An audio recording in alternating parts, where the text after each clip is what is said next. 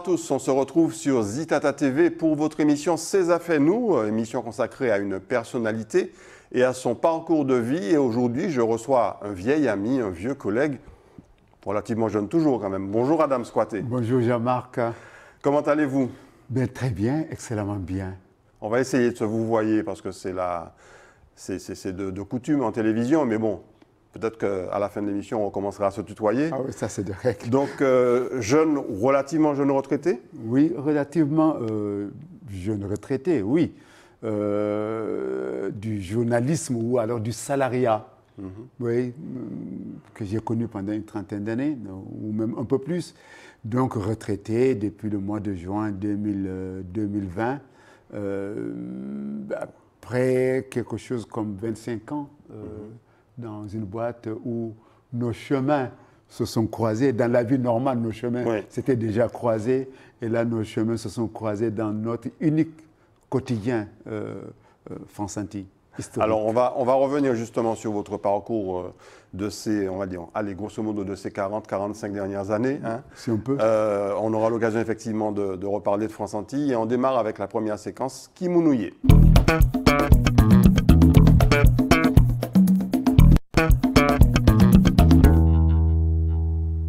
Alors, Adam, je sais que vous parlez créole, mais on ne pourra pas forcément parler créole pendant toute l'émission. Oui. Kimounouye, qui est Adam Squaté? C'est Kimoun. M'en sorti Casamance, dans un village qui est Kamoya. Casamance au Sénégal. Casamance au Sénégal. Donc c'est là que, j'allais dire, comme on dirait en arabe, où la tête est sortie. Donc le lieu de naissance, les Arabes disent, l'endroit où la tête est sortie. Et donc, ben voilà, et puis ensuite c'est ce même endroit, un petit village, ensuite une petite ville moyenne, voilà, qui nous a préparés à aller vers le monde. Donc, qui je suis donc foncièrement de cette partie-là, avec derrière moi maintenant 43 ans de hors Casamance, donc 32 ans de Martinique. Et ce qui fait qu'aujourd'hui, il ne se passe pas un jour, au fait, sans que je ne pense à ce village en Casamance, à quelque chose, à un aspect. Donc, redites-nous le nom de ce village? Kamoya. K-A-M-O-Y-A. Et donc, bon, ensuite, ça a été une ville moyenne aujourd'hui qui s'appelle Marsassoum. Des choses ont commencé. Mais voilà. Et donc, c'est pour nous aujourd'hui le premier lieu qui nous a préparés à aller vers le monde. Un lieu, une enfance heureuse, très très heureuse. Qui s'est passé au village? Qui s'est passé au village jusqu'à l'âge de 15 ans. Ça a été le village. Donc, avec tout ce que cela comporte. C'est la saison des pluies, on cultive la terre, du riz, du mil, du maïs, de l'arachide. C'est la saison des pluies, c'est la saison sèche. On s'occupe des animaux, mais pas tellement. Et c'est la très belle saison parce qu'on n'avait pas grand-chose à faire, sauf que préparer les champs. Et entre les deux maintenant, bon, l'école, la vie sociale normale, voilà, ça a été mon cas pendant 17 ans. Combien d'habitants dans ce village à l'époque? Eh bien, en saison sèche, c'est-à-dire la saison où on ne trouve pas beaucoup de personnes parce que beaucoup de personnes partent pour des raisons... Pour fuir la sécheresse, en fait? Non, pour voyager, aller voir le cousin qui se trouve ailleurs. Parce qu'il fait trop chaud ou parce que c'est le bon moment? Parce que c'est le bon moment, parce que c'est le moment où on ne travaille pas la terre. Parce que dès lors que les premières pluies s'annoncent, ça veut dire un mois avant la saison de pluie, personne n'a pas qu'à bouger. Tout le monde est sur place. Tout le monde revient préparer la culture du mil, du maïs, de l'agriculture. Ben voilà, et savoir aussi que pour ceux qui ont des bœufs, à qui on va confier les bœufs, s'il y a un éleveur dans le coin qui va réunir. Donc, la saison sèche, c'est un peu la saison, et puis aussi c'est la saison des mariages. Les gens se marient, voilà, c'est la saison des circonstances. Non, pas tant. Et ça correspond à quel mois? Eh bien là, ça commence au mois de, disons, mai, juin, juillet. Voilà. Donc on retrouve un peu Ça fait sensiblement les mêmes saisons, on va dire, pratiquement, que dans le sud de l'Europe, quoi. Justement, ou ici, quand on dit ici la saison cyclonique, nous, on est en saison de pluie. Voilà, en tout cas, la Casamance, qui fait beaucoup plus, je crois, face à ici. Donc, voilà, la vie est rythmée par ça. Ces 2 saisons pratiquement, et avec le bonheur toujours d'être ensemble. Et quand on est enfant, quand vous étiez enfant en Casamance, quand on est enfant, on a besoin de s'amuser, on a besoin de se construire, d'avoir des copains, des repères. Qu'est-ce que vous faisiez au village? Alors, on pour fait vous distraire. Alors, énormément de choses. Parce qu'on a... À l'époque, il fallait inventer, parce que ce n'était pas comme maintenant. Non, mais on inventait nous-mêmes nos jouets, ou on inventait nous-mêmes nos aires de jeu. On inventait nous-mêmes, je ne sais pas moi, la fabrication des objets, l'artisanat. Je crois que à cette époque-là, tout le monde naît avec quelque chose, en sachant faire quelque chose. On pouvait, les tisserands, être aux côtés des tisserands, les gens qui font le tissage. On pouvait être aux côtés d'un métier très difficile, très compliqué, qui s'appelle les forgerons. Donc on peut toujours aider les forgerons à souffler. Vous voyez, le geste de souffler. Et donc, en fait, la transmission se fait comme ça. La transmission se fait comme ça. Et puis, il y a aussi d'autres choses beaucoup plus, très joyeuses aussi. C'est que ce village est situé d'un côté vers une forêt, vraiment, pas primaire, mais une forêt dense. Et de l'autre côté, une rizière. Tantôt, nous allions du côté de la forêt, peut-être pour s'acheter, peut-être pour faire de petites choses, s'amuser, chercher des fruits. Et tantôt, on est du côté du fleuve, où on pouvait attraper des poissons. Ça rappelle un peu, finalement, presque l'origine de l'humanité, la cueillette, la pêche, la chasse. Tout à fait. Et ça, ce geste naturel, effectivement, comme vous le dites, a fait toujours partie de l'histoire de l'humanité. Et je suis très ravi aujourd'hui quand j'entends les écologistes, ou alors ceux qui vont aller vers le développement durable, brandir la notion de cueillette, d'autosuffisance, cueillette, semer et cueillir, semer et cueillir. Je pense que ça a été le geste naturel, effectivement, qui a constitué l'homme, quoi. La Casamance aussi est une région très riche qui a produit beaucoup de grands artistes et de grands hommes sénégalais. Oui. C'est aussi une région très revendicative. Oui, c'est une région très revendicative, et ça, à la faveur de... Elle a même demandé son indépendance. Certains ont voulu l'indépendance de la Casamance à une époque. Il y a toujours un mouvement indépendantiste, qui est très difficile à mettre sur l'échiquier casamançais, même l'échiquier sénégalais. Voilà. Et donc, ça, il y a cet aspect-là. C'est de l'irrédentisme, disons, un tout petit peu. Voilà. Et sans justifier cette notion de séparatisme, moi je pense que c'est tout à fait la constitution coloniale, la construction coloniale qui a créé cette situation.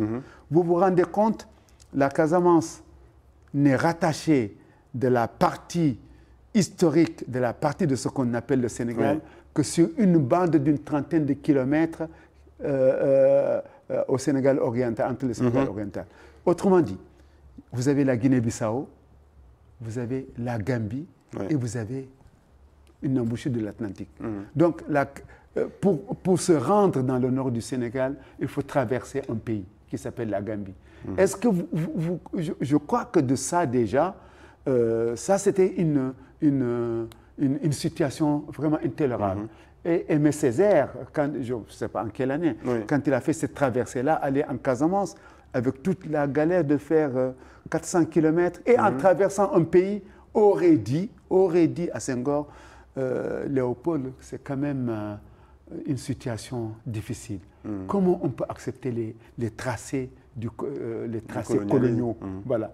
Et je pense que ça a réveillé tout un sentiment au moment donné, qui fait de la Casamance une région enclavée, mais enclavée par rapport au Grand Nord, si je puis dire.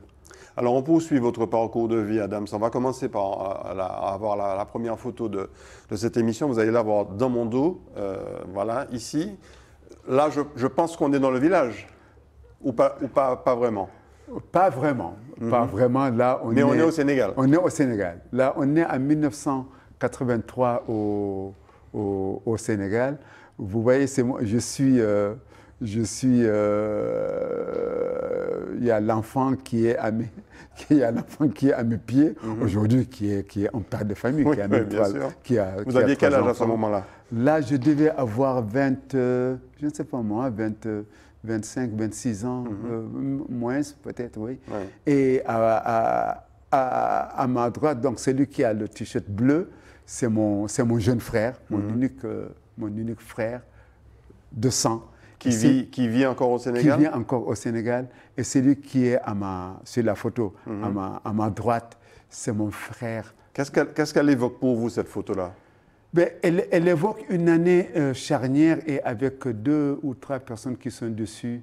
Et celui qui est à ma droite est décédé, c'est mon ami d'enfance. Il était prof d'histo-géo, un grand militant, militant, vraiment. Militant sénégalais ou militant casamançais? Militant sénégalais. Du PIT, du Parti de l'indépendance et du travail, fondé par des mouvements. Ah oui, non, d'accord. Ah, par des indépendantistes, pardon, oui. Non, bien sûr. À l'époque, oui. L'indépendance pour la France, ça, le PIT, donc avec Cheikh Anta Diop aussi a beaucoup accepté ce parti-là à l'époque. Donc voilà, il est parti il y a quelques années. Et il y a une dame qui est au-dessus de moi. C'est l'aînée de mes nièces, Mariama. Donc elle m'évoque quoi?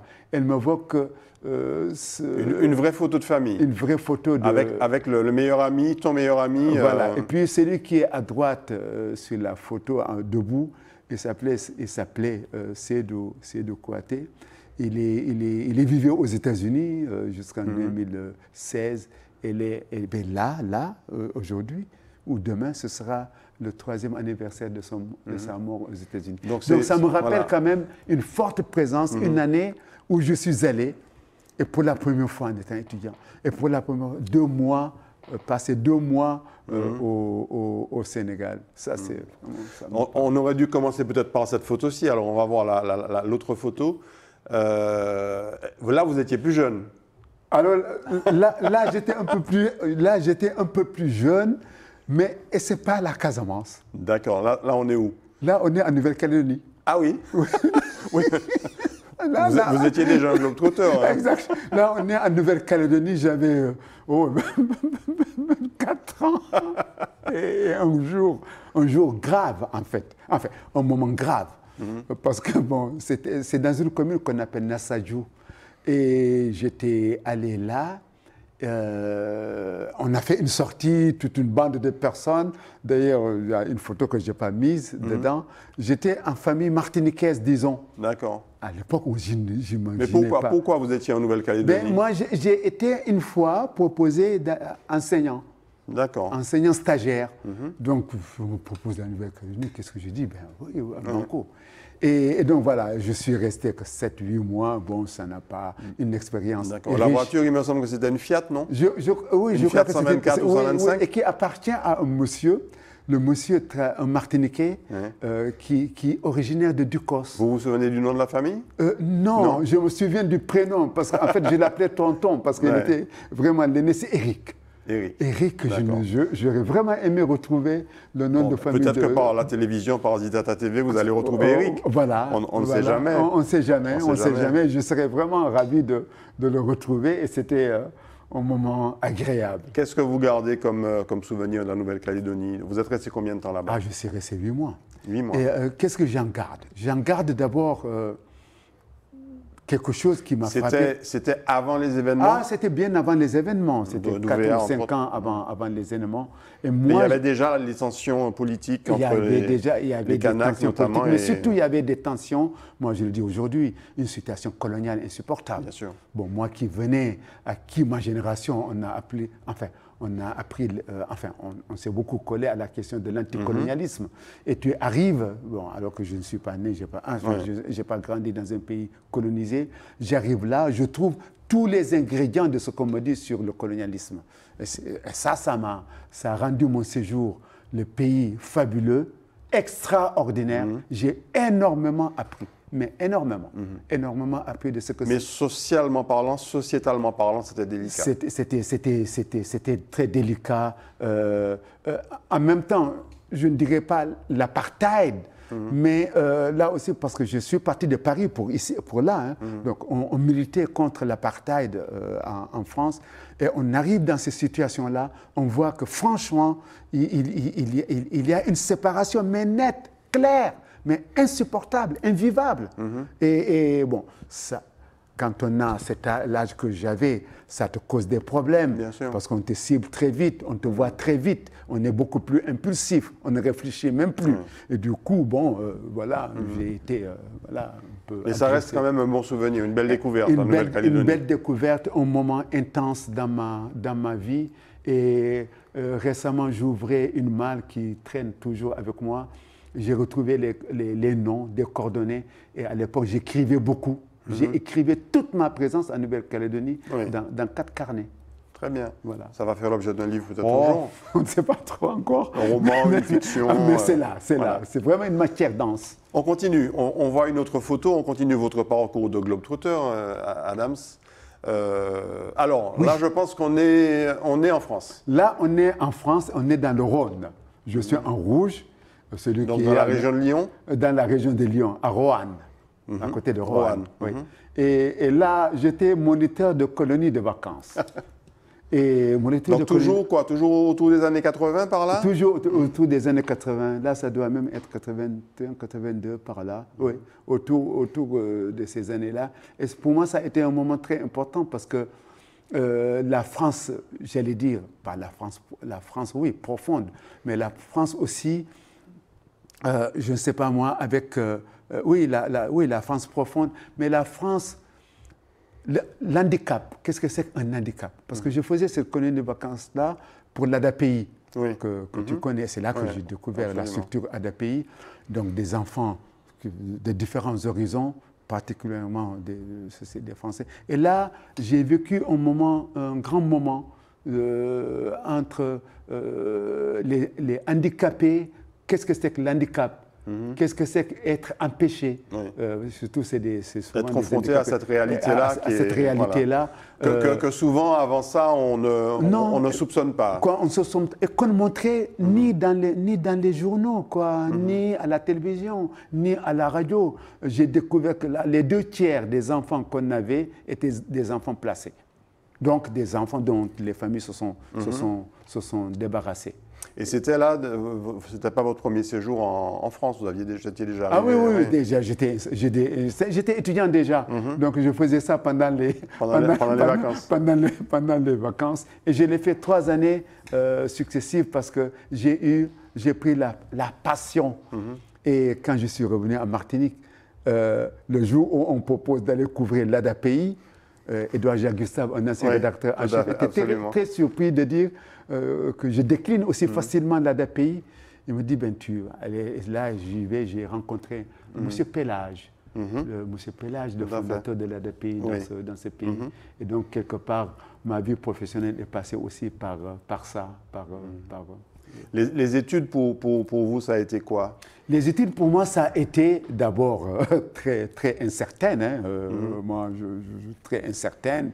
Je les voulais d'abord courtes. Bon, ça n'a pas été... voilà. Et puis, débouchant sur quelque chose que je pourrais... Maintenant, je le sais, que je pourrais améliorer avec le temps, enrichir par plusieurs billets. Donc, ça a été pour moi les langues orientales, l'Institut national des langues et civilisations orientales. Toujours le côté un peu évasion. Voilà.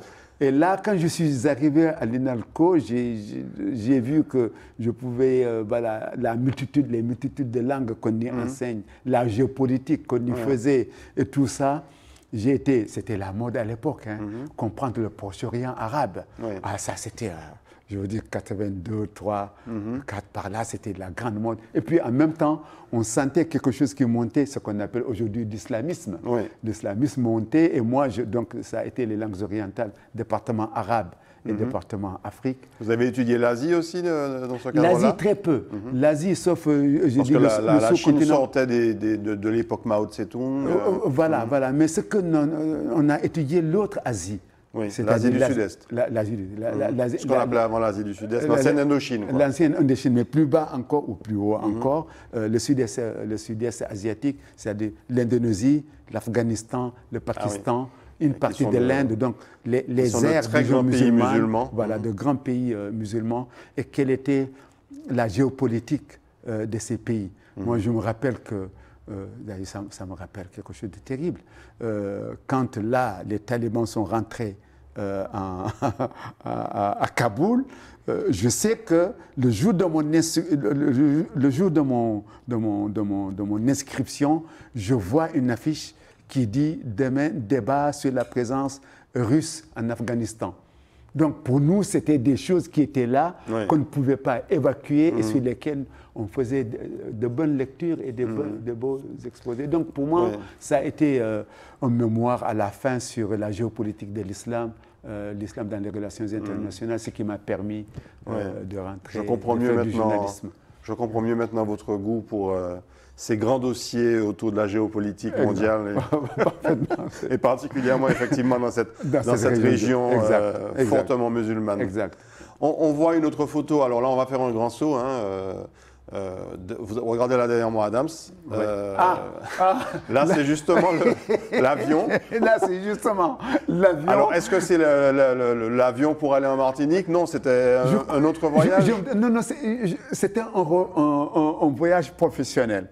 Donc, pour France Antilles. Je ne sais pas où je partais là, mais j'ai l'événement, apparemment, c'est l'événement du jeudi. Soit je partais en France. Donc on est toujours dans les années 80. Là, milieu des années 80. Même des années 90. Là, je pense qu'on est vraiment dans les années 90. Vous avez beaucoup voyagé? Oui, j'ai beaucoup. Je dis, vous avez beaucoup pris l'avion depuis ça. Oui, j'ai pris l'avion d'abord dans la Caraïbe. Et bon, bien entendu, notre destination, j'allais dire pour ne pas dire imposée, mais affranchie de toute difficulté, c'est la France. Donc, beaucoup plus vers là. Beaucoup plus vers et la Caraïbe, vous avez été découvrir la Caraïbe quand vous êtes arrivé ici, vous avez... Non, je l'ai découverte à cette... Toujours, d'ailleurs, par le biais de France Antilles.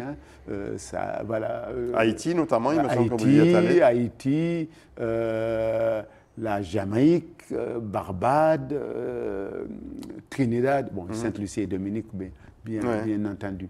Et donc pour moi, ça a été beaucoup de ça. Ça a été des fois la découverte, les rencontres. Ça, c'est une photo réellement professionnelle. Et je ne sais pas qui l'a faite. Il y avait peut-être un photographe, peut-être Fernand Vibas avec vous, par exemple. Je ne sais pas. Je ne sais pas. Mais là, Fernand ne voyageait pas forcément beaucoup, mais... Voilà. Mais là, j'étais crevé. Le souvenir que j'ai de cette photo-là, c'est que j'étais franchement fatigué de chez fatigué. Vraiment. Et la moto? La moto d'Adams. La moto. Regardons ce cliché. La moto. Enfin, la moto, le booster, le scooter. Le scooter. Devant une voiture de RFO, d'ailleurs, vous reveniez d'un club de la presse ou quoi? Non. Alors là, c'était une situation compliquée. C'était aux Abîmes, en Guadeloupe. D'accord. 1993. Ah oui. 91 ou 93. C'était les Européennes. Bon, il y avait un manque d'effectifs en Guadeloupe. Bon, on m'a demandé d'y aller. Il y avait aussi d'autres difficultés, beaucoup plus que des effectifs. Et j'arrive, et donc voilà, j'ai passé, je crois, quelque chose comme 2 mois en Guadeloupe. Et là, c'était aux Abîmes, et les socialistes allaient chercher leurs représentants aux régionales, aux Européennes de 93. Donc, je suis allé à cette rencontre. Je crois que c'est Bernard Kouchner. Oui, Bernard Kouchner tout à fait. Donc, était venu à la tête de liste européenne pour les socialistes. Voilà, pour les socialistes, était venu pour au moins amadouer José Toribio et le maire des Abîmes, je ne sais plus comment ça s'appelle, le médecin. Les Abîmes, à l'époque, c'était le médecin. Ah mon Dieu, aussi ça m'échappe. Voilà, il était... C'était pas le docteur, non, Jalton, c'était Pointe-à-Pitre. Et voilà, il était d'ailleurs très malade. Et voilà, c'était pour moi un moment. Et j'étais là avec les collègues de RFO. Voilà, on a beaucoup ri ce jour-là. Oui, parce qu'on l'a dit à demi-mot, mais on n'a pas on ne l'a pas précisé, la géopolitique et tous vos voyages vous ont conduit au journalisme en Martinique. Ah oui, oui, disons ça. Oui. Là, en fait, oui, disons ça. Parce que je dis souvent, pour me résumer, j'ai adopté ce pays. Parce que Donc l'arrivée en Martinique officielle pour travailler, c'est quand? En quelle année? 1989. Voilà. Et pour moi... Donc à ce moment-là, Darcière est président du conseil régional. Oui, oui, Darcière, Émile Maurice de l'autre côté. Est tout doucement en train d'émerger. Il est en train d'émerger, mais est-ce qu'il était, politiquement parlant, au sein de la cellule du PPM, il n'était pas là. Parce que j'ai été la première personne à faire le portrait de Serge Letchimy quand il a été élu conseiller général en 1992. Voilà, j'ai été la première personne entre les deux tours de faire son... Non, entre les deux tours, le papier ne pouvait pas passer, voilà, parce que c'était un peu délicat. Et son portrait, on l'a publié le lundi de son élection en mars 1993. Donc, bref, cette situation, donc j'allais dire que j'ai peut-être le contexte, si tu veux, c'était quoi? C'était en arrivant pour moi une découverte. La découverte de ce que je ne savais pas. Bon, ce que je savais... C'était le premier voyage en Martinique? C'était le premier voyage en Martinique. Donc une vraie découverte à la fois au niveau du pays, de la société martiniquaise. Oui, encore que pour ce qui concerne la société martiniquaise, quand même, on a eu quelques curiosités, j'allais dire, intellectuelles ou autres de militantisme, à savoir qui est Frantz Fanon quand même. Oui, Frantz Fanon. Oui, et puis en arrivant en France, on découvre Édouard Glissant. Enfin, moi, ça a été mon cas. Donc, le discours entier tombe dans la main. Donc, la Martinique, quelque part, nous savons voilà, les ambitions politiques aussi, ou la réalité politique aussi, on la connaissait. Mais ce qui nous échappait, enfin, en tout cas moi dans mon cas, c'est la profondeur, des sentiments, la proximité également des émotions. Parce que, en gros, je veux dire l'insularité. Découvrir, c'est la première fois que je vivais. La Nouvelle-Calédonie est une grande île, disons ça comme ça. Et la Martinique. Un gros caillou et la Martinique un petit caillou. Un petit caillou, voilà, bien dit. Alors, on va continuer à parler du journalisme qui pour vous est à la fois une vocation et je dirais un véritable esprit, une véritable voix. Hein. On va le voir à travers la rubrique suivante, Martinique.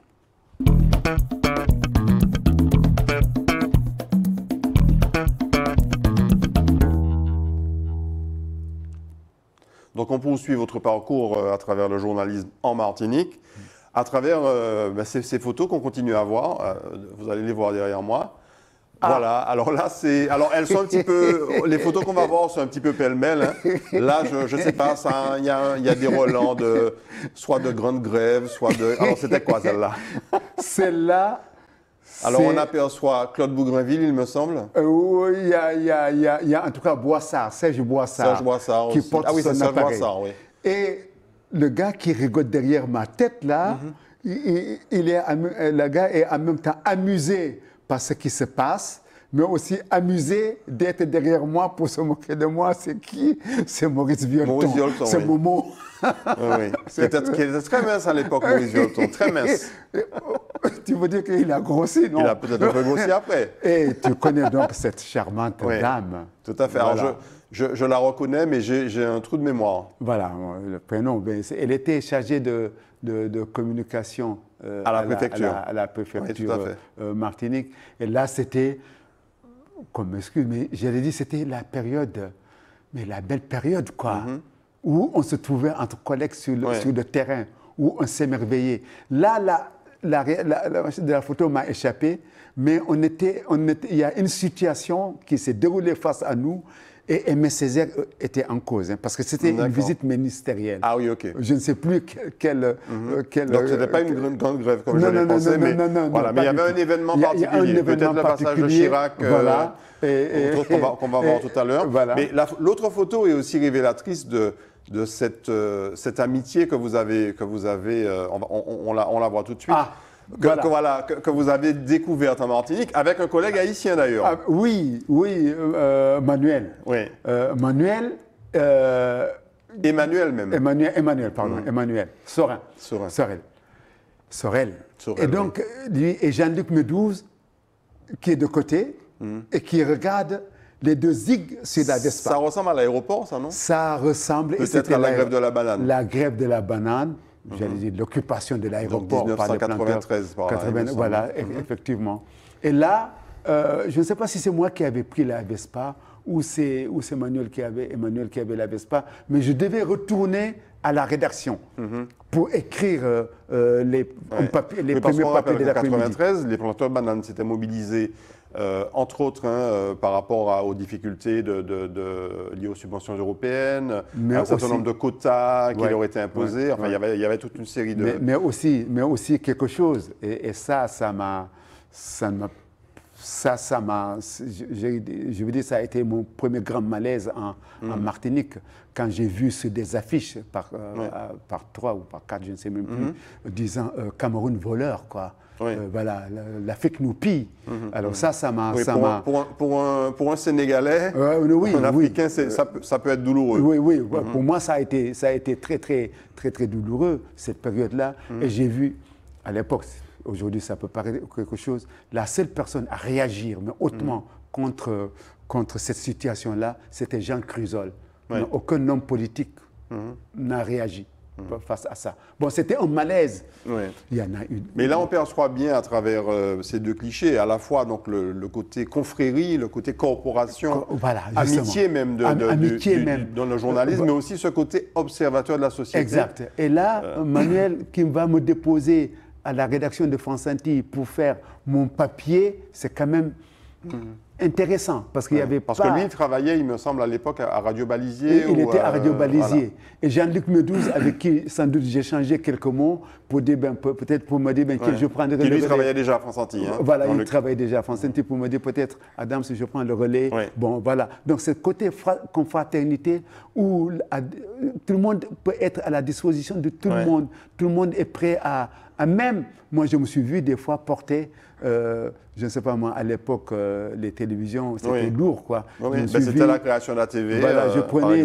des outils. Qui arrivait aussi. Voilà, je prenais des outils, j'accompagnais. Voilà, quoi. Et à l'époque, les télévisions faisaient leurs interviews ensemble. C'est ça. Il n'y avait pas de rivalité particulière. On a l'impression que ça a un peu changé aujourd'hui. Exact. Ah non, ça n'a pas, on peut changer. Ça a beaucoup changé. Et ça... Il n'y a plus cette complicité, cette confrérie qu'on pouvait retrouver non, il n'y a pas non plus même ces échanges confraternels, à double titre confraternels, parce que les sujets d'actualité qui se posent, on en débattait entre nous, on n'était pas du même avis. Bon, moi, je pense que non. Voilà. Et en même temps, la confraternité, parce que je peux toujours me permettre à 21h, d'appeler un collègue, parce que nous, on boucle beaucoup plus tard, de l'appeler pour lui dire, tiens, est-ce que tu te souviens du prénom d'un tel? Est-ce que tu te souviens du mot exact qu'un tel a dit? Voilà, aujourd'hui, je ne sais pas si ça se fait. Alors, on parle de confraternité, on peut même parler d'amitié ou de complicité à travers cette photo. Ces photos suivantes. Là, c'est les... Alors, ce sont les mêmes personnes qu'on a retrouvées sur les deux photos. Oui. Alors, on va dire Rudy Rabatali. Mais comment ça s'est fait là? Qui était rédacteur en chef de France Antille. Oui. Et puis Fernand Bibas, illustre photographe de France Antille. Alors, il y a une photo, je pense que c'est le carnaval, parce que Rudy est déguisé. Oui, Rudy est déguisé. J'étais déguisé moi aussi, mais on ne me voit pas parce que je suis entre les deux. Ce qui est extraordinaire dans cette photo, Jean-Marc, merci. Parce qu'on a gardé la même disposition. Oui, absolument. Et alors qu'entre les deux photos, il y a 25 ans. Une bonne vingtaine d'années, oui. Non, 25 ans. 25 ans entre les deux photos. Oui, cette photo de droite, à ma droite, donc c'est la gauche de l'écran. Celle où vous n'êtes pas déguisé? Celle où on n'est pas déguisé, c'est 2016. Oui, c'est ça. Rudy Rabatali est rédacteur en chef. Voilà. Et Fernand Bibas est quasiment retraité à ce moment-là. Et moi, je quittais France Antille. Donc là, c'est une photo de mon départ. Oui. Ouais. c'est une photo de mon départ, ça, de France Inti. Et là, ce n'était pas une photo de mon départ. C'est le carnaval. C'est le On carnaval. sait que Rudy était particulièrement amateur de carnaval. Mais c'était une photo de... Oui, Rudy s'habillait souvent en femme, d'ailleurs. On le voit là, déguisé en femme. De notre amitié. Fernand Bubas étant pour moi, étant pour nous tous, le grand frère, c'est lui qui nous a accueillis, tout le monde. On les embrasse d'ailleurs, Rudy et Fernand. Rudy et Fernand. Et Rudy Rabatali. Il manque peut-être Ghislaine Burac sur cette photo. Oui, mais... Qui faisait un peu le... Oui, mais non, c'était pendant le carnaval et je pense que... Oui, bon, elle se... Peut-être... Voilà. Mais, et donc, Rudy Rabatali ayant été la première personne, là aujourd'hui il y a prescription, on peut le dire, voilà, ayant été la première personne, moi en arrivant à France Inti, à m'inviter, à me dire, mais je viens d'arriver, écoute, est-ce que tu peux qu'on aille déjeuner aujourd'hui, qu'on aille discuter, on va déjeuner. Donc, voilà. Oui. Donc, je veux dire, le tout premier accueil, en dehors de l'accueil de nos aînés, de Édouard et de Édouard Jagustave. Voilà, ça a été... Henri Mangatal, que vous avez eu le temps de connaître aussi. Très bien, c'est lui, c'était donc notre... directeur. Notre comment dire ça, je dirais notre calife au sens grand du terme. Ouais. C'est lui qui s'est noué et dénoué, noué des situations pour bâtir quelque chose, dénouer des situations un peu trop compliquées. Henri, qui était photographe au départ, qui est devenu au fur et à mesure qu'il a gravi les échelons, qui est devenu directeur ensuite directeur régional, des éditions, départemental des éditions, effectivement. Et qui a effectivement beaucoup marqué toute cette génération, Fernand, Rudy et Adam Squaté, entre autres. Et nous. Et donc là, ces photos-là, pour y revenir, je pense que quelque part résume, je veux dire, est-ce qu'on va dire affectivement parlant ou personnellement, mais résume quand même la réalité de ma présence dans France Inti et donc quelque part aussi en Martinique. Alors on fait un grand saut douloureux avec les deux photos suivantes. On va les voir. C'est en fait c'était la première liquidation de France Antilles. C'était la première liquidation. On espère qu'il n'y en aura pas d'autres. Oui, voilà. on espère. Mais on est là effectivement le 1er février 2020, donc il y a bientôt 2 ans. Il y a bientôt 2 ans. C'était juste avant d'ailleurs la crise sanitaire. Exact. Et les journaux France Antilles, Martinique, Guadeloupe, Guyane et France-Guyane cessaient de paraître. Voilà. Et moi, j'étais président du club presse. Et au club, qu'est-ce qu'on a décidé? Mais dès le mois on a senti la chose arriver. Dès le mois d'octobre 2019, on s'est dit que, non, septembre déjà, parce que le tribunal allait, très, très difficile le tribunal allait délibérer en octobre, on s'est dit que là, on ne peut pas laisser tomber cette situation. Alors donc, on a été vraiment partie prenante à la fois auprès des salariés de France Antilles, mais aussi auprès de l'opinion en général pour sauver un quotidien, sauver des emplois, sauver un quotidien. Et là, pour moi, ça a été un grand moment, j'avoue, un moment d'engagement, un moment aussi de rendre à une entreprise ce qu'elle m'a donné. Et aussi être solidaire, effectivement. Parce que vous aviez déjà quitté France Antilles depuis presque 4 ans. Oui, depuis presque 4 ans. Et là... Mais même moi qui ai travaillé beaucoup moins que vous, que Rudy par exemple, voilà, quand je revois ces unes, c'est assez prenant, quoi. Exact. Et on s'était dit, est-ce que réellement ça va finir? Oui, parce que tout le monde se disait, mais jamais France Antilles ne disparaîtra. Justement. Et finalement, c'est arrivé. Et finalement, c'est arrivé. Et c'est arrivé. Et c'est arrivé après plusieurs plans de départ volontaires, plans sociaux, des périodes très douloureuses pour tout le personnel. Très douloureux. Et pour les Martiniquais aussi, d'ailleurs. Pour les Martiniquais. Et pour tourner quoi, au mauvais sens du terme, tourner une page. Donc, une page a été tournée. Pour la première fois, la famille Ersan, je veux dire, qui possédait ce journal depuis 1965, n'est plus propriétaire notamment à travers sa petite fille ou la petite nièce, voilà, qui a été la dernière de la lignée voilà, Hersant à être propriétaire du journal. Aujourd'hui, si on fait le bilan de parcours dans l'espace médiatique en Martinique, que j'observe, que je suis très attentif à la situation des médias.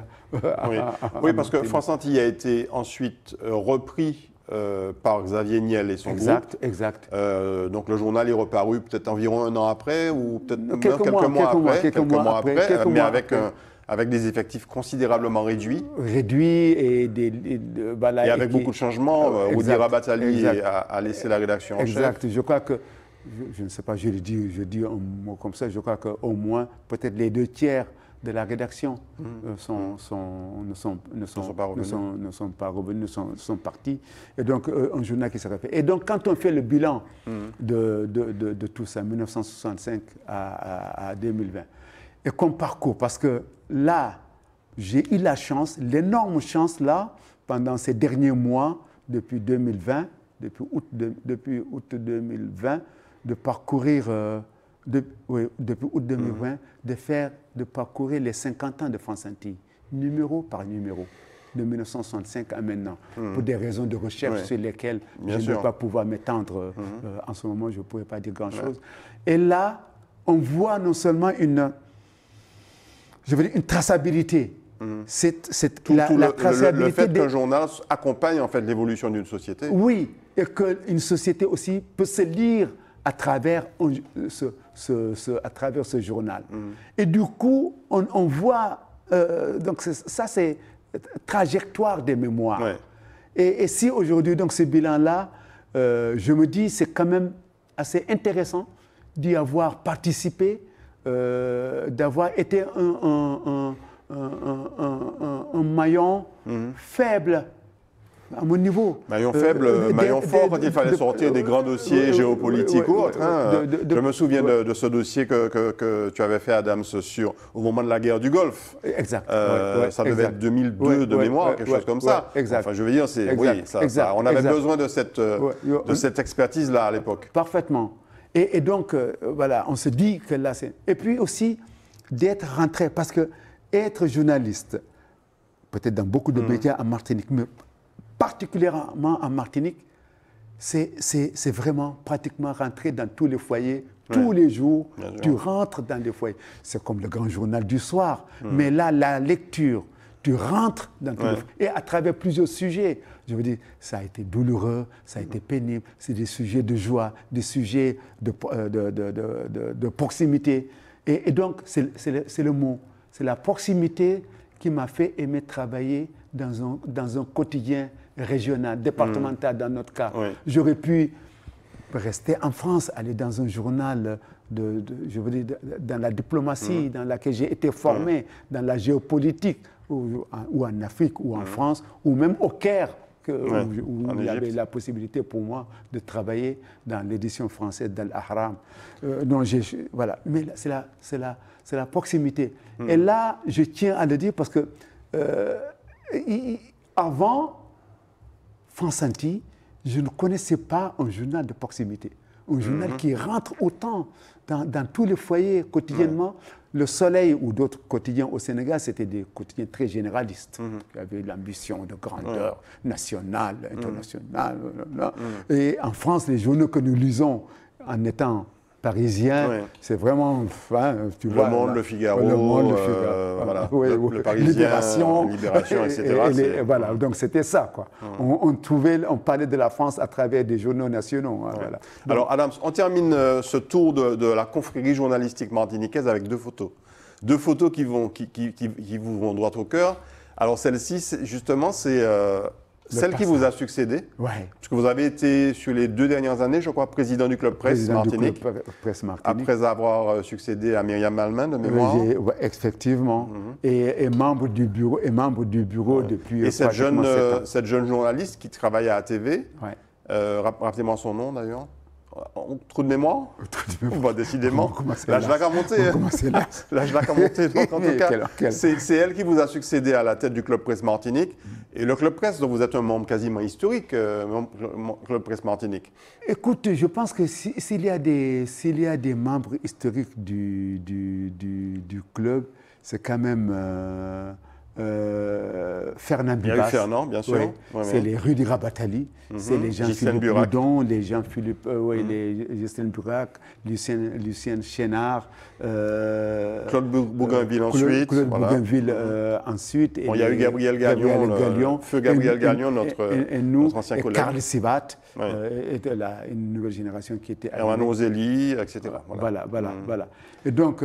Qu'est-ce que vous retenez de cette expérience Club Presse qui a été à la fois très longue et puis qui a été très puissante, parce que vous avez pris la présidence du Club Presse après avoir quitté France Inter, finalement. Oui, après avoir quitté France Inter, pour moi, il était quand même à un moment charnière de me dire, allez faire quelque chose dans ces mandats de 2 ans et demi pour qu'une nouvelle génération arrive. Je suis arrivé à la tête de ce club, peut-être qu'à l'époque, je l'ai dit d'ailleurs, peut-être que je ne l'avais pas dit suffisamment ou je ne l'ai pas montré suffisamment, c'était de dire qu'un mandat est un seul mandat pour qu'une nouvelle génération arrive à la tête du club. Et je crois qu'au mois de juillet 2021, on a réussi ça. Une nouvelle génération est arrivée et pour moi, ça, c'est un défi. Alors, l'expérience que j'en garde, d'ailleurs, de la vie du club dans son ensemble, depuis 2009 à là, 2020, ces 11 dernières années, c'est la difficulté de mobiliser la profession.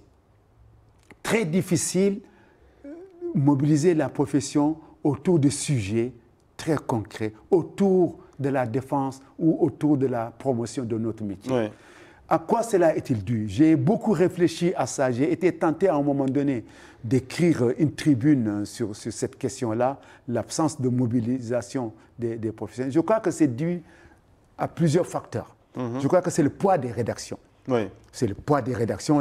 Les journalistes se sont vraiment reposés sur le poids des rédactions. Et tant que ce que la rédaction ne respire pas à l'extérieur, personne n'y est. Moi, je connais des gens. Quand on leur parle du Club Presse Martinique, ils voient le diable arriver, quoi. Bien sûr. Parce qu'ils ont cru que le club était un syndicat de journalistes. Ça a d'ailleurs été une constante sur toutes ces dernières années. On a senti qu'il y avait une pression sur les journalistes assez forte, jusqu'à aller parfois à des agressions de journalistes. Voilà. Mais alors que les rédactions croyaient donc, voilà. Je crois que la défense de la profession peut passer justement par la confraternité. Un club, une association de journalistes, je veux dire, défend les intérêts de la profession et également être quelque part attentif à ce qui se passe. On ne se mêle pas des affaires des rédactions. Et donc, moi, je dis aujourd'hui qu'il y a aussi d'autre part, je pense qu'il y a des syndicats de journalisme français qui sont installés ici et personne ne respire que par ces organisations syndicales, oubliant ce qui peut être local. Alors, on termine cette longue séquence sur le journalisme avec un peu une transition qui vous a amené vers votre autre spécialité, votre autre amour, la culture. Et on va voir cette photo qui symbolise aussi un petit peu l'autre activité d'Adam Squaté. Oui. avec Aliou Cissé. Vous étiez à l'époque, on va dire, le modérateur ou le présentateur un petit peu ou l'animateur de cette conférence. Justement, c'est Tropique Atrium qui a imaginé qu'il pourrait avoir tous les mardis des séances de lecture par Aliou Cissé, le comédien sénégalais Aliou Cissé. Grand comédien sénégalais, oui. Voilà. Et donc, moi, ils ont trouvé une dénomination. J'avais tiqué sur le mot pondérateur. Oui. Je pensais que le pondérateur, c'était un néologisme que je respecte. Alors, on parle de modérateur sur les réseaux sociaux, sur les sites Internet. Voilà. Pondérateur, pourquoi pas? C'est celui qui calme un peu les excités, entre guillemets. C'est lui qui calme. Et qui reformule les questions peut-être trop agressives. Oui, et là, c'était une sorte d'être pondérateur entre un artiste et le public. Et entre les deux, le livre, la lecture, la poésie. La passion de la culture que vous avez toujours La passion de la culture. Et particulièrement de la culture, on peut le dire, hein, on va parler d'Aimé Césaire tout à l'heure, cette culture de la négritude. Ouais. Oui, et la culture, j'allais dire d'abord, le mot, bon, je vais me faire lyncher, mais c'est un peu ça, la culture, j'allais dire, identitaire. Voilà, je vais le dire. Ce à quoi, mais c'est la réalité. Voilà, quelque chose en quoi donc identitaire, ce à quoi on s'identifie, ou on nous identifie, qu'on le veuille ou non, on nous identifie à ça. Et quand on nous a identifiés à cela, donc, quels sont les éléments par lesquels on nous a identifiés à ça?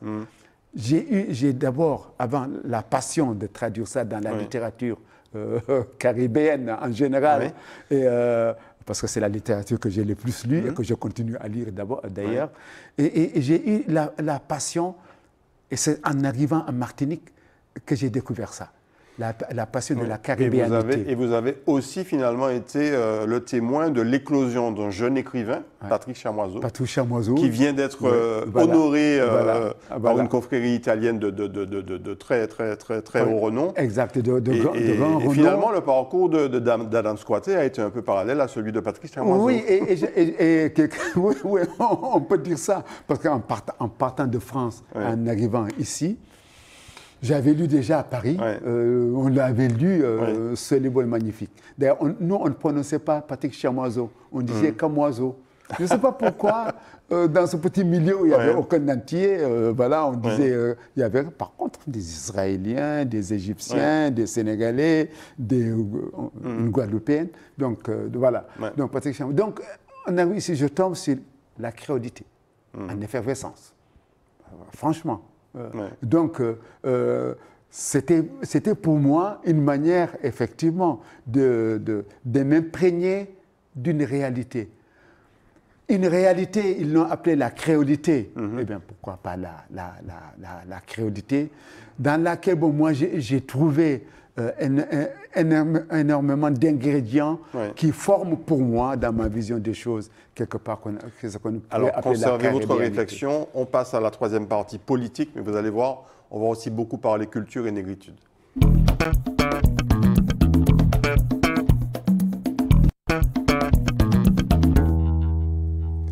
Donc, on a commencé à évoquer négritude, créolité.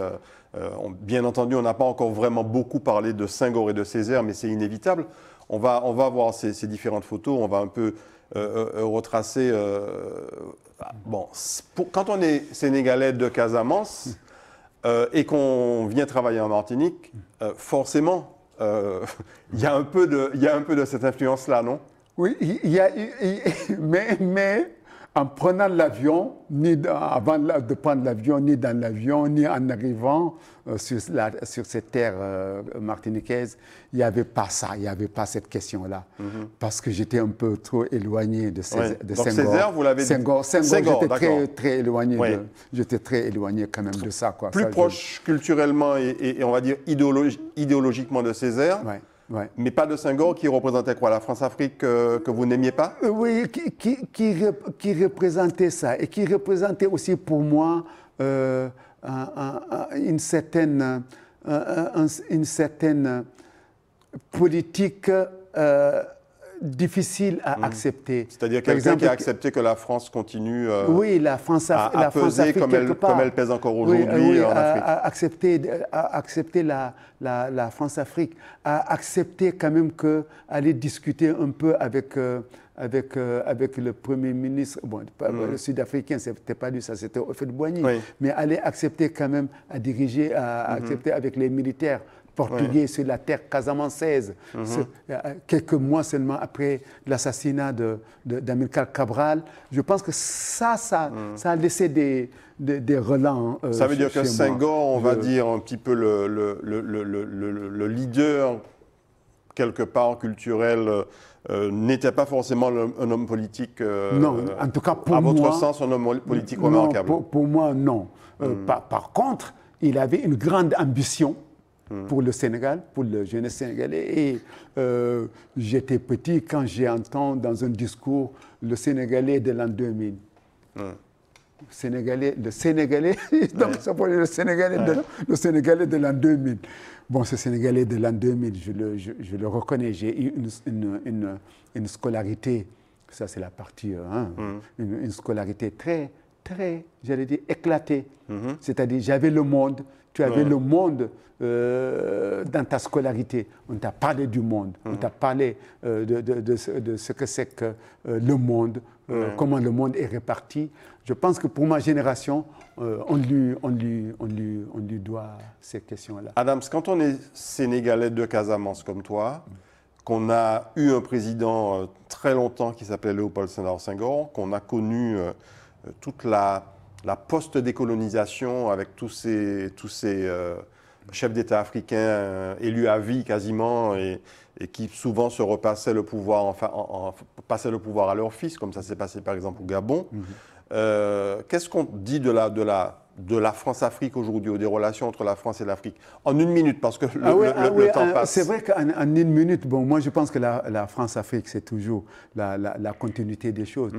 Est-ce que ça change? Est-ce qu'on arrive aujourd'hui à progresser au niveau de la démocratie en Afrique? Ça prend des métamorphoses complètement différentes. Ce sont des chemins sinueux. Ah oui, du général de Gaulle à Emmanuel Macron, il y a une sorte de continuité. À ce propos, votre question est très judicieuse parce que ce week-end, j'ai lu un livre qui vient de sortir qui s'appelle « L'Empire qui ne veut pas mourir », la France-Afrique. Ouais. Ça vient de sortir. Je l'ai lu, voilà. Et c'est fait par des jeunes historiens ou des jeunes politistes français. C'est tout chaud. Et là, ça nous apprend énormément sur cette situation-là. Donc, l'Empire qui ne veut pas mourir. Ça va changer un jour? Est-ce qu'un jour, on va arriver à avoir une Afrique de l'Ouest, notamment, entièrement démocratique? La démocratie, je pense que quelque part, c'est des choses beaucoup avancées parce que quand on prend le Ghana, on prend le Sénégal, on prend le Cap-Vert, même le Togo, il n'y a que la Guinée et le Mali qui posent réellement aujourd'hui, qui sont des épines. Oui, mais il y a le Gabon, il y a la Guinée, il y a les Congos qui aujourd'hui restent des dictatures. Qui restent des dictatures élues. Bon, ça sont aussi les notions aujourd'hui reconnues. Donc pour moi, aujourd'hui, je pense que les choses changeront. Je pense qu'il y a certaines choses, les choses vont changer, et j'y crois, et ce n'est pas la première fois que ça se passe dans l'histoire, grâce à l'apport de la diaspora africaine. En France, ce que nous appelons aujourd'hui la 3e et 4e génération, ou ceux qui sont partis et qu'on retrouve à Haïti, on a vu les aux États-Unis. La tentative de Zinsou au Bénin qui n'a pas forcément bien fonctionné. Parce que c'est une fabrication, à mon avis, c'est une fabrication française. Qui a amené Zinsou au Bénin? C'est quand même François Hollande. Oui, c'est François Hollande et les socialistes. Donc il faut une solution qui vienne de la diaspora, mais quelque part une solution spontanée. Et elle viendra tout naturellement. J'y crois beaucoup. Quand on regarde et on lit de près ce que l'on dit en Jamaïque à propos du panafricanisme, à Haïti, ce que se dit à Trinidad, et même ici dans la jeune génération, quand on les écoute, on sent que là, il y a quelque chose, un mouvement, un énorme balancier qui va se produire. Peut-être dans 10 ans, dans 5 ans, dans 4 ans, qui sait? On regarde 2 autres photos avec un homme d'État français que vous avez eu la chance de rencontrer, Jacques Chirac, ancien président de la République. Je ne sais pas s'il était président. Il était en campagne pour sa réélection de 2002. Et là, il est venu à Cayenne. Et il a souhaité rencontrer les journalistes. Ah oui, parce que vous avez eu aussi un passage à Cayenne, à France-Guyane. Oui, j'ai eu un passage à Cayenne de 2001 à 2006 à France-Guyane. Et donc là, c'est un autre, c'est José Charles Nicolas, qui était avec moi ce jour-là. Et donc Jacques Chirac arrive, donc il nous, voilà. José Charles Nicolas à l'époque de RFO Guyane. Je pense qu'il y est toujours d'ailleurs. Oui, peut-être. Il est peut-être pas loin de la retraite non plus. D'accord, ok. Donc c'est la génération qui est en train de tourner. Et sur l'autre photo, la photo qui suit, on voit toujours Jacques Chirac. Et là, c'est la Martinique avec Aimé Césaire. Alors là, c'est la Martinique, c'est en mars 2002. En mars 2002, Jacques Chirac vient en visite officielle. Et nous, journalistes... Donc, il vous suivait, Adams. Mars 2002, il vous voit en Martinique, ensuite il vous voit... Mars 2000, il me voit ici. 2000, oui. À 2000, d'accord. Et 2002 en Guyane. Et avril 2002 en Guyane. Et là, il monte avec Jacques Chirac, avec Aimé Césaire, à la mairie de Fort-de-France, il était maire. Nous, les journalistes, on était déjà montés, tu vois, le carnet et le crayon. Moi, je ne les ai pas vus arriver. Et au moment où je tourne le dos, je vois Aimé Césaire qui m'attrape par le bras et qui dit à Jacques Chirac, je vous présente Adams Kouyaté, le Sénégalais qui a accepté d'être des nôtres. Alors Jacques Chirac qui me regarde, merci pour la France. Ouais. Un mot, alors on est en train de dépasser le temps, mais rapidement, un mot sur Aimé Césaire quand même, qui est quelqu'un que vous avez quasiment connu, enfin qui est décédé maintenant depuis depuis 13 ans maintenant, mais que vous avez beaucoup côtoyé, vous avez beaucoup interviewé. Je crois que les interviews, les rencontres, à la fois... vous étiez un peu son confident à un moment. C'est un peu trop dire, mais... Il voyait entre vous un peu son complice. Ma présence en Martinique, c'est parce que quelque part, un jour, j'étais venu pour 2 ans, et un jour, en octobre 1991, au terme de mes 2 ans de machin, je vais le rencontrer comme on le fait tous les mardis. Il me dit, au moment où je franchis la porte, il me dit, mais alors Adam, finalement, la Martinique, tu restes? Ce n'était pas la question de l'ordre du jour. À l'ordre du jour, j'ai dit, oui, je reste. Donc, quelque part, je le dis sans prétention, ma présence ici, c'est une promesse césarienne, quelque part. Et aussitôt, je vais au journal, je rentre. Le lendemain, je crois, Edouard Gergistal, le rédacteur en chef, me dit, maintenant que tu es parmi nous depuis 2 ans, on a là un billet, comme tu viens de Paris, est-ce que tu peux prendre tes congés, puis si tu veux aller en France. Je dis, tiens, je vais en France, mais aussi je vais continuer pour aller au Sénégal. Et donc j'ai continué au Sénégal. Et pour dire l'anecdote, c'est un peu de ça. C'était la dernière fois que je voyais mon père, je reviens. C'est un peu, cette photo, elle parle... Alors Adams, on arrive à la fin de cette émission.